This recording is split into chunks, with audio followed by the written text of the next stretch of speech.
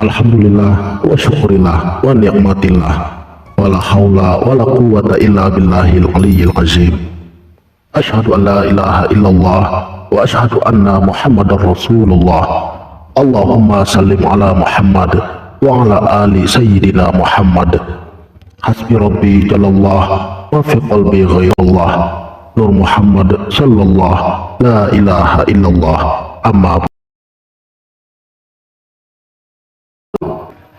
ketika bayi di alam rahim, di dalam air ketuban, belum ada nyawa, baru ada hidup, yaitu adanya ruh, rasa pendengaran, dan nafsu mutmainnah.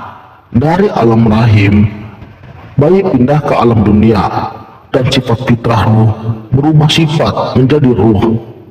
Ketika kontak dengan alam dunia, itulah adanya nyawa.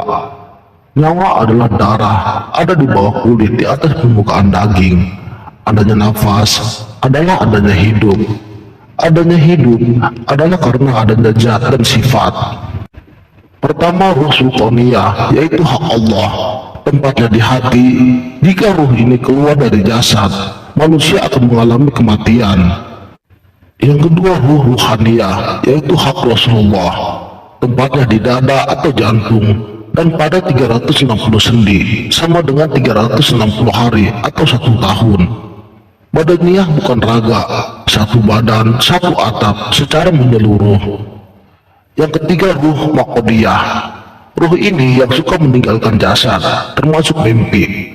Mimpi yang benar adalah kita bisa mengingatnya dan menceritakannya dengan jelas, walaupun kejadian mimpinya sudah lama. Yang keempat, ruh diniyah atau jasadiyah. Berdirinya Islam, fitrah diri atau fitrah agama, ruh samawi. Yang kelima, ruhul kudus, Rasulullah Shallallahu Alaihi Wasallam. Yang pertama, ruh sultaniyah, yaitu Injil atau penciuman. Yang kedua, ruh muqaddiyah, yaitu Taurat atau pendengaran. Yang ketiga, ruh diniyah, yaitu Al-Quran atau penglihatan. Dan yang keempat, ruh ruhaniyah, yaitu Zabur atau perkataan. Hakikat nyawa adalah rasa jasmani, api, angin, air, dan bumi. Pada waktu itulah mata terbuka tetapi belum bisa melihat, telinga belum bisa mendengar, hidung pun belum bisa mencium, mulut pun belum bisa berkata-kata, hanya ada suaranya saja. Setelah diberi ASI atau makanan apa saja yang berasal dari saripati api, angin, air, dan bumi, maka dari saripati yang 4 inilah menjadi nur darah yang 5 macam. Pertama, nur darah merah dari saripati api, adanya pada daging, membersihkan dagingnya bayi, hawanya keluar melalui telinga hingga bisa mendengar. Ruh sama dengan rasa pendengaran. Yang kedua, nur darah kuning dari saripati angin, adanya pada sumsum, membesarkan sumsum bayi, hawanya keluar melalui hidung hingga bisa mencium dan merasa. Ruhun nafas atau rasa penciuman. Yang ketiga, nur darah putih dari saripati air, adanya pada tulang, membesarkan tulang bayi, hawanya keluar melalui mata hingga bisa melihat. Ruhul basar, sama dengan rasa penglihatan. Dan yang keempat, nur darah hitam dari saripati bumi, adanya pada kulit, untuk membesarkan kulitnya bayi, hawanya keluar melalui lidah atau mulut hingga bisa berbicara. Ruhul kalam, sama dengan rasa perkataan.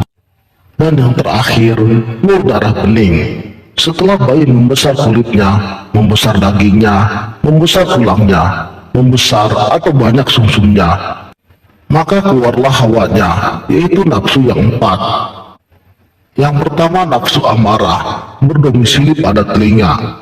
Yang kedua, nafsu sufiyah, berdomisili pada mata.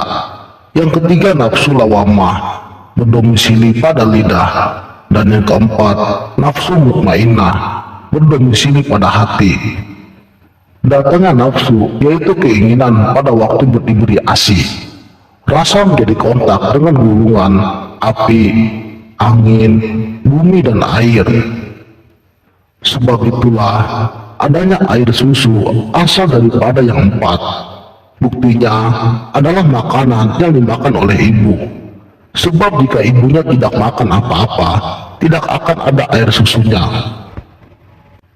Ketika mulut bertemu dengan air susu, tentu ada rasa enak dan manis.